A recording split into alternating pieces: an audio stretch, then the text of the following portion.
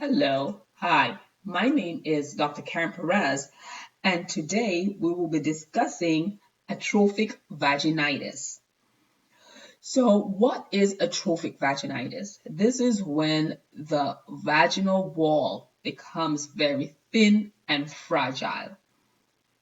So, in comparison to the healthy vagina, let's look at a vaginal wall that is atrophied. You can see that it is much thinner. Not only that, it is smooth. In a healthy vaginal wall, you want the rugae within the vaginal wall or in the vagina. In addition to that, you notice that it gets much shorter and the color becomes pale. Now, what is the cause? We say that it is caused due to a lack of estrogen in the body, and this results in an atrophic change in the vulva and the vagina of menopausal women. So, risk factors, needless to say, the atrophy of the vagina is caused by decreased estrogen. One of the reasons why a woman's estrogen will be low is due to menopause. That is done breaking down into two sections. Menopause can be the natural state of a woman aging and going through menopause. Another thing could be induced due to surgery or medication that the woman is taking. Another thing is that antibiotic use and anti-estrogenic medication can can reduce the amount of estrogen in the body. Stress and conditions suppressing the immune system, such as diabetes mellitus and HIV. Lactation, so prolactin, an anti-estrogenic effect. Women who are breastfeeding may be unaware of the possibility of the atrophic vaginitis. So these are some of the risk factors. So assessment findings. So the woman may complain of vaginal itch, thin watery discharge or discomfort with sexual intercourse, reduced libido, urinary urgency, and even pain and urination. Some women, they are asymptomatic. So you want to obtain a history about menopause if they're using any kind of hormone replacement therapy, any kind of vaginal therapy, if they're using any kind of lubricant during sexual intercourse, history of UTI if they have any. So up on physical examination, what you'll notice is that the vagina is lighter pink or maybe even pale. As I mentioned, fewer rugae will be there. The labia will be small, dry to little discharge.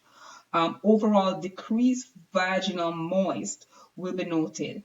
In addition, you will notice that the vagina loses its elasticity.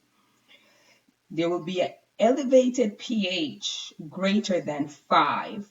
So remember, when the pH is elevated, it is in an alkaline state.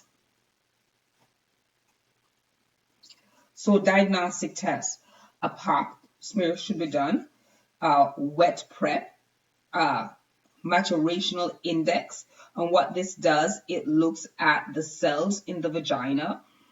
In addition to that, the superficial cells, which may show changes due to a decreased amount of estrogen.